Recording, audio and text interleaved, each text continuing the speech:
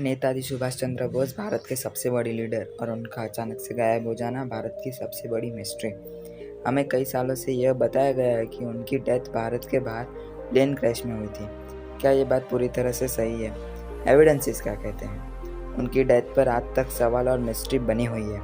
जैसे अगर नेताजी का देहांत 1945 में प्लेन क्रैश में हुआ था तो इंडियन गवर्नमेंट ने 1967 तक उनके घर और फैमिली पर नज़र क्यों रखी? उनके रिमेन्स की अब तक डीएनए टेस्टिंग क्यों नहीं हुई? बात है 1945 की, जब पूरी दुनिया को शॉकिंग खबर मिली कि सुभाष चंद्र बोस डेड। रीज़न बताया गया प्लेन क्रैश।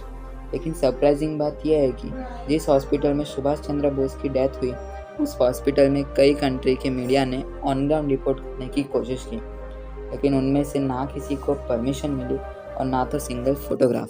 सबसे सस्पिशियस बात तो ये है कि इतने बड़े ग्लोबल आइकन जो जापान, जर्मनी, रशिया के लीडर्स के साथ भारत के आज़ादी के बारे में स्ट्रेटेजी डिस्कस करते थे, उनका डेथ सर्टिफिकेट ही नहीं।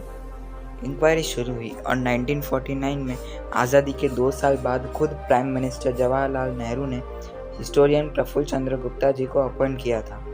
गुप्ता जी का एक ही गोल था कि इंडियन नेशनल आर्मी पर रिसर्च करें और उनके भारत के आज़ादी में क्या कंट्रीब्यूशन था इस पर बुक लिखे। ये सारा रिसर्च पूरे 3 साल तक चला और 490 पेजेस की मैन्युस्क्रिप्ट रेडी हुई। लोगों को लगा कि अब सुभाष चंद्र बोस और आज़ाद हिंद फौज का कंट्रीब्यूशन सब लोगों के सामने आएगा, लेकिन ये मैन्युस्क्रिप्ट पब्लिश ही नहीं हुई। क्यों? ऐसे क्या सीक्रेट्स थे उस किताब में? शायद इसका जवाब किसी को अभी तक नहीं मिला। मिली है तो बस थियरीज। कई लोग मानते हैं कि सुभाष चंद्र बोस रशिया में जिंदा थे और 1985 तक अलग अलग गवर्नमेंट ऑफिशियल्स को उनके बारे में जानकारी थी। 1955 शाहनवाज कमीशन, 1970 खोसला कमीशन।